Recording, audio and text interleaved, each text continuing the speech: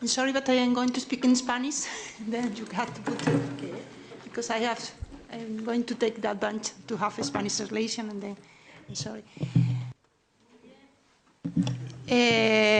Bueno,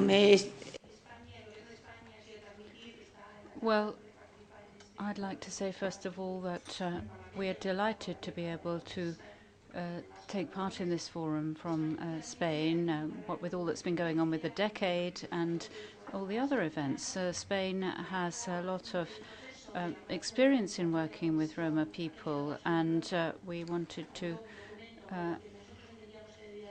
respond to the Commission's plans to have a European framework for national strategies. That's what we understood, and we thought that was very important because it's a matter for member state jurisdiction. They are the ones who have to adopt policies and run policies for Roma people, and we believe that it's the Commission's input provides added value and is an additional contribution. So we have a lot of experience then with working with Roma people. We have a program that's been going on for 30 years. We started this when democracy came in Spain.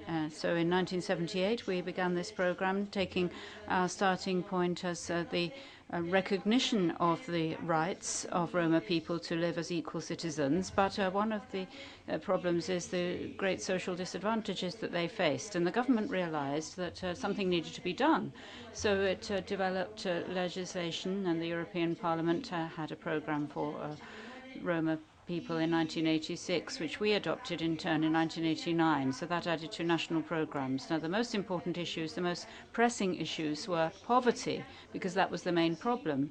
Today, we can say that that isn't the case. In general, to just give you a very general overview, there's a small group, less than 12% of the population, which is marginalized. They live in settlements. They have very little education and live on benefits. There's another small group which is fully integrated. They have education and training. But there's a large group of people who are gypsies and who have problems with their situation, although they have access to benefits, because those are human rights in Spain and those rights are recognized. They have a problem with lifestyle. They suffer discrimination. And as a result of that discrimination, they don't have full access to all the rights which most people have in Spain. And for that reason, we are working particularly for that group, not just focusing on social issues, but I suppose you could call it a threefold perspective. We work from the perspective of human rights, equality, non-discrimination, equal access to services, and then there's recognition and respect for their culture and their participation.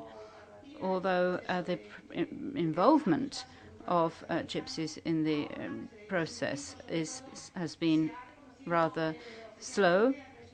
Now there's been official recognition of a state council for gypsy organizations, and Roma groups and organizations take part in this state council, which was recognized, and they have links with those working in ministries on health policy, equality policy, housing policy, and so on. And that is the illustration of the progress that's been made in recognizing their identity, so and the respect for that. So we've reached a point now where we feel there should be a national strategy in a European framework, and we're working on that. The situation is difficult. In 2 weeks, there will be general elections. So we had already sketched out an important program which has been worked on and tabled to the State Council. We've unfortunately had to pull back somewhat because the situation is politically more difficult. However, we are trying to work on this plan, and we have a number of markers down already as part of the strategy. successes that have already been achieved, so we want to build on those. Now, through our strategy, what we want is to ensure that the main input should come from the Roma people and the Gypsies. That has to be the main source of input.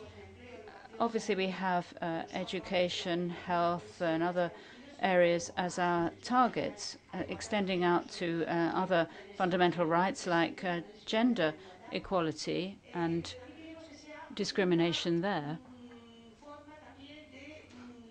But also, we want to present a more positive image of the Roma, and we want to have to look at how they are seen through studies, education, health, employment, and so on, and inequality issues, and how they are seen.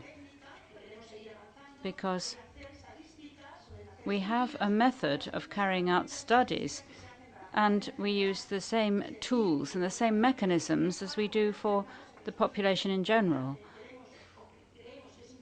And what is important is to keep measuring the gap between the general population and the Gypsy population. So it's very important to be able to measure things accurately, yes, and to study things accurately, but to present this more positive image too.